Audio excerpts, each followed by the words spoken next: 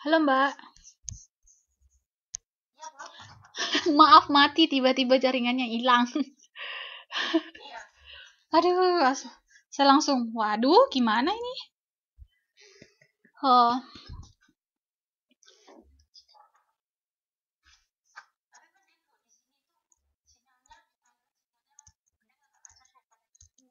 iya benar di sini, iya lebih lancar di sini lebih stabil sih.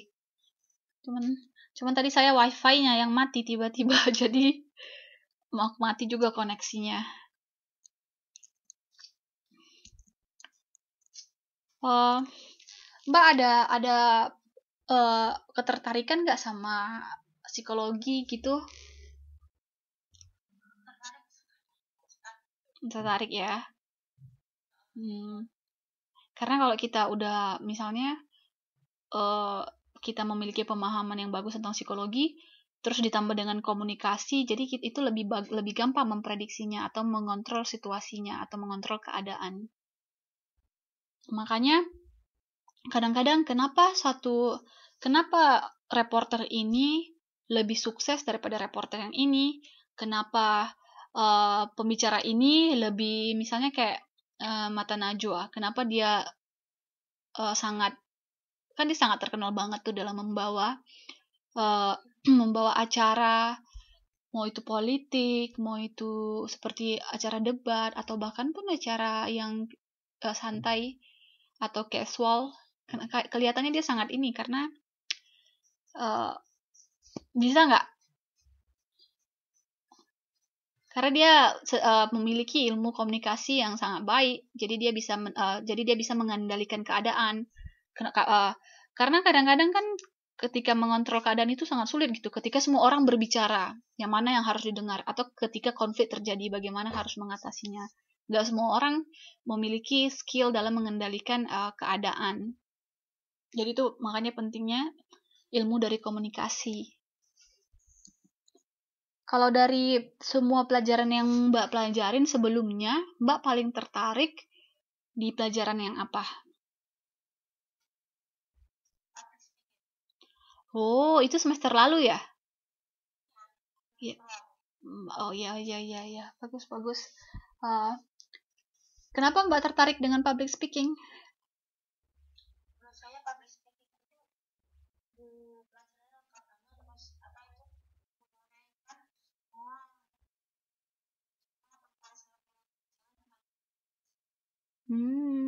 Oke oke oke.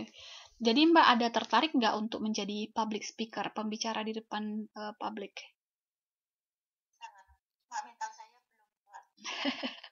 Ini pelajaran saya ini sekarang. Gangguan kecemasan ketika berbicara di depan umum. Kalau ketika Mbak mengalami misalnya katanya mentalnya eh, nggak siap gitu. Kalau boleh tahu itu saya kenapa gitu? Apa yang dipikirkan sehingga merasa mentalnya nggak siap? Oh,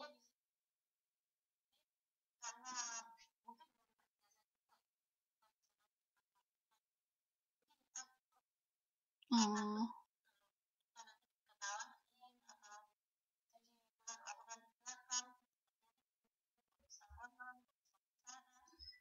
oh, iya, iya. Itu Mbak yang barusan Mbak ungkapkan gitu, barusan itu kenapa hal itu terjadi? Itu sebenarnya udah banyak banget teliti sama researcher sebelum-sebelumnya, penelitian sebelum-sebelumnya rata-rata alasannya yang Mbak sebutkan tadi itu hampir rata-rata memiliki alasan yang sama sama Mbak. Jadi yang mau dibilang adalah gangguan kecemasan ketika ngomong di depan publik itu dengan yang Mbak bilang takut orang itu nanti mikir apa, tiba-tiba ngeblank itu ternyata banyak banget dialamin orang di seluruh dunia. Jadi bisa dikatakan hal itu normal.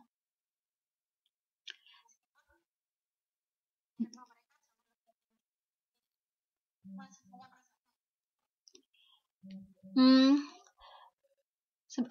Itu tergantung orangnya, maksudnya bagaimana dia mengatasi keadaan itu. Tapi aku pernah baca dari seorang, saya lupa kalau nggak salah dia kandidat politik, dia bilang sebenarnya ketika saya berbicara di depan umum itu saya sangat deg-degan, saya sangat khawatir karena mungkin dia bicara di depan ribuan orang seperti mungkin presiden.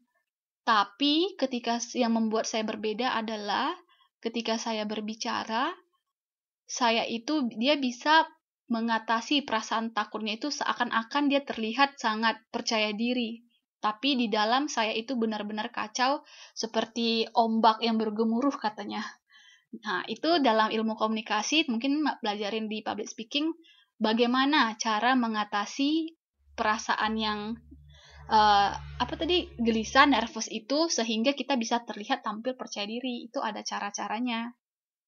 Jadi hampir semua orang itu ada penelitian di Amerika Serikat katanya 85% orang itu namanya fear of public speaking. Takut untuk bicara di depan umum. 85% loh, Mbak.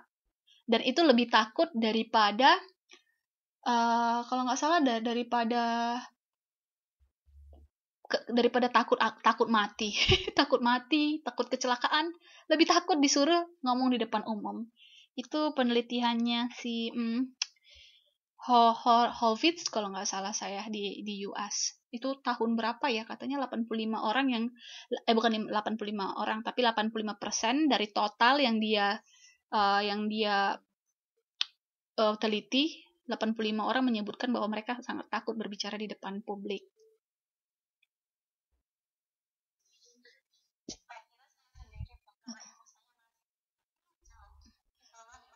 Oh, kalau faktor yang paling sering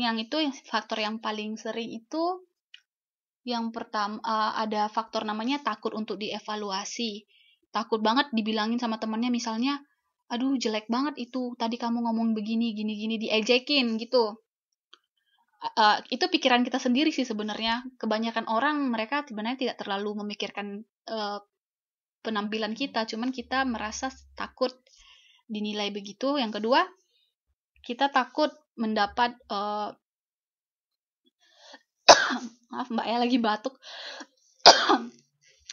mendapat nilai yang jelek. Jadi ada takut dievaluasi, lalu takut dapat nilai yang jelek. Tapi dapat nilai yang jelek ini biasanya untuk orang yang pelajar.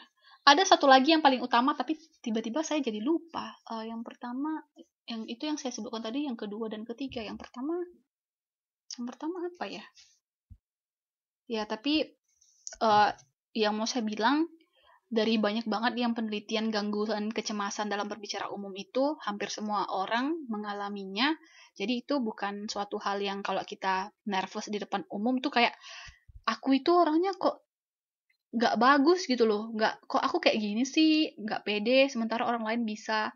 Pembedanya itu cuma satu, orang lain itu dia juga nervous, tapi dia bisa mengatasi nervousnya itu. Jadi yang perlu kita perhatikan ketika kita nervous, langkah apa yang kita harus lakukan sehingga kita bisa mengatasi rasa nervous kita itu gitu.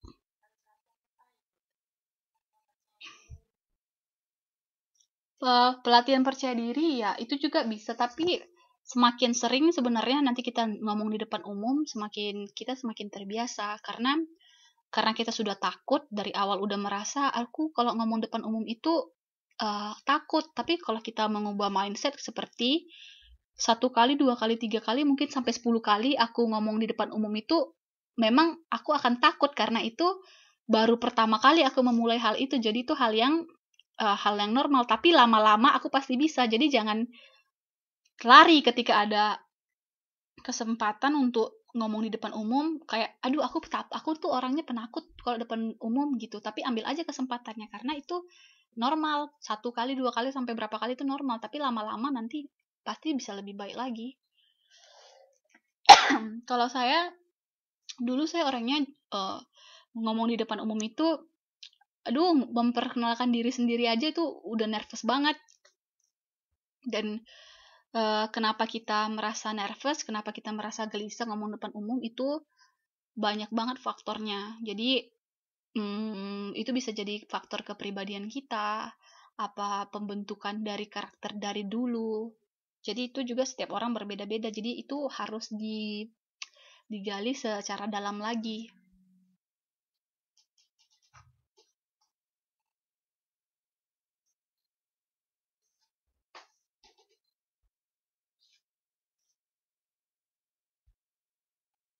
Ada pertanyaan, Mbak?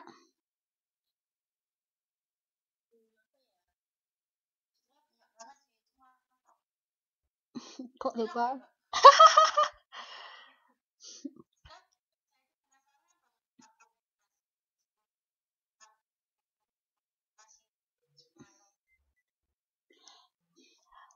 Paling menurut saya paling efisien itu ketika sekarang kan Mbak belajar ilmu komunikasi dan ilmu psikologi. Mungkin Mbak bisa nulis kayak misalnya di catatan pribadi, apa kelemahan saya, apa kekuatan saya dalam komunikasi, apa yang saya perlukan, apa yang saya perlu perdalam lagi. Jadi Mbak kayak bikin outline tentang kepribadian Mbak sendiri gitu. Saya lemahnya di mana, saya kuatnya di mana yang harus saya tonjolkan. Karena kan tadi kita berbicara soal psikologi itu mempertanyakan kenapa, kenapa, kenapa. Jadi kan Mbak mungkin bisa melakukan komunikasi intrapersonal dengan diri sendiri. Uh, apa kekurangan aku atau apa kelebihan aku, lalu nanti tanya kenapa, kenapa, lalu coba untuk mencari tahu.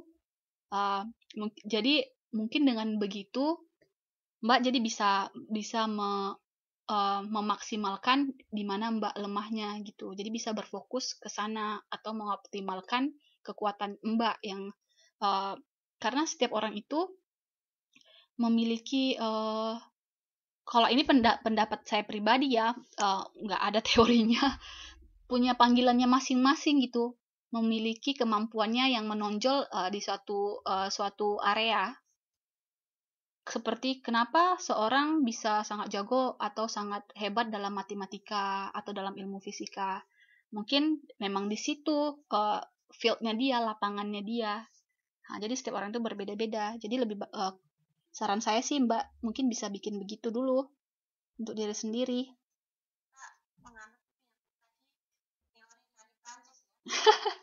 Bahwa ada kita memiliki gagasan-gagasan ya katanya ya. Hmm.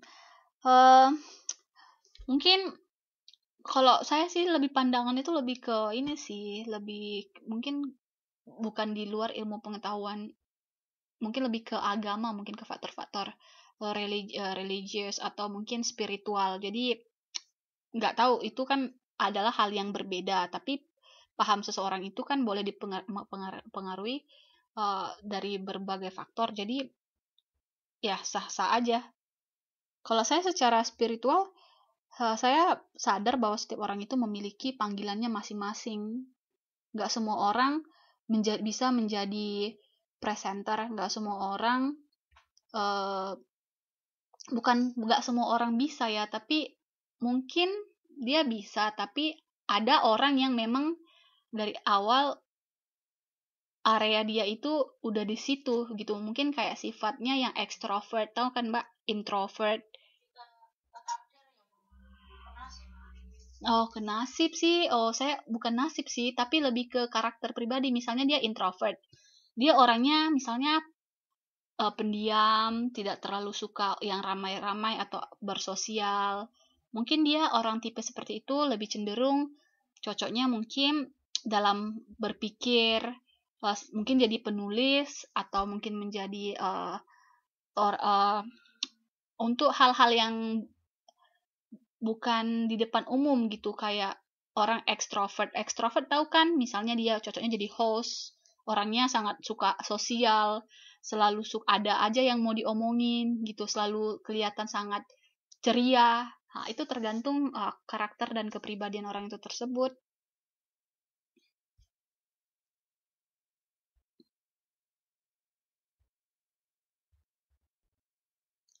Nasib sih kalau di kalau di apa sih, nggak ada sih mereka menjelaskan tentang nasib, kayaknya itu lebih ke spiritual deh.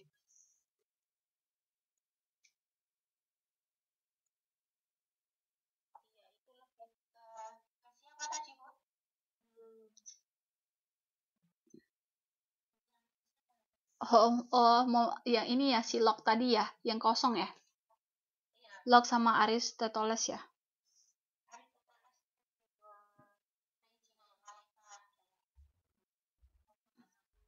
Iya. Itu juga itu sangat kontroversial sih di dalam psikologi, hal spiritual, spiritual dan hal logik, karena kan secara logika, akal dan pikiran, hal-hal spiritual itu kurang bisa diterima karena bentuknya tidak kelihatan, jadi tidak bisa dikaji secara langsung.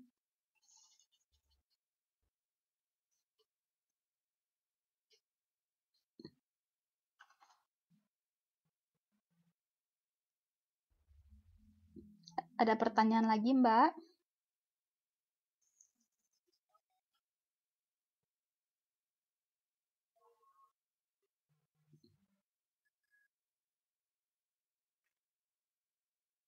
Lebih lebih banyak pertanyaan lebih baik. Kita masih ada 1 menit lagi. Ya kalau Mbak masih apa, nggak apa-apa.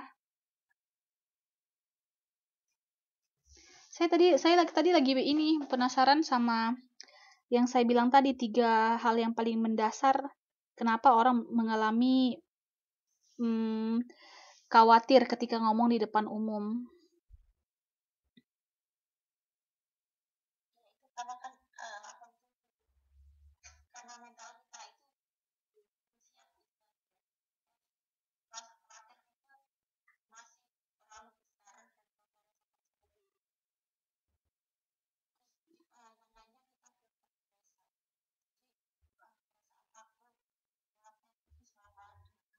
Hmm,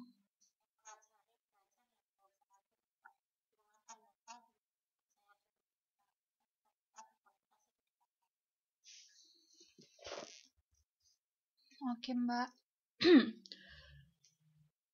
Nanti sepertinya di modul-modul berikutnya itu kita bisa lebih dalam lagi bahas hubungan komunikasi dan psikologi. Tapi sampai sejauh ini kita mempelajari apa itu psikologi, apa itu komunikasi, apa itu psikologi komunikasi, dan apa manfaatnya kita mempelajari psikologi dan komunikasi, dan apa hubungannya. Nanti mungkin di modul berikutnya bisa lebih dalam lagi mempelajari tentang psikologi komunikasi. Kalau bisa Mbak, kalau misalnya tiba-tiba merasa ada pertanyaan, mungkin supaya jangan nggak lupa bisa dicatat. Jadi kalau kita ada pertemuan lagi, kita bisa bahas. Ya, jadi sekarang sebelum kita akhirin, jadi kita bisa ini ya, kita bisa wrap up atau kita bisa rumuskan. Psikologi itu adalah ilmu yang mempelajari tentang ilmu pengetahuan yang mempelajari tentang jiwa atau cara berpikir manusia, baik itu gejalanya, prosesnya maupun latar belakangnya. Dan apa itu psikologi komunikasi? Psikologi komunikasi itu ilmu yang mempelajari, mendeskripsikan, menguraikan, menerka atau meramalkan peristiwa mental dalam konteks komunikasi. Terus tadi ada belajar sejarah singkat psikologi, dari mulai kapan pertama kali kata psikologi ditemukan, dan siapa yang pertama kali yang mensahkan atau mengemukakan gagasan dari psikologi. Tadi siapa Mbak, bapak psikologi kita? Bapak Un. Ya benar, Pak Wilhanun. Oke deh. Kayaknya tadi juga Mbak udah hasil akhir, pertanyaan akhir juga semuanya udah bisa dijawab. Berarti Mbaknya udah paham untuk topik yang kita bahas malam ini, an introduction to psychology of communication. Jadi kayaknya kita bisa akhirin sekarang ya Mbak. Oke, selamat malam.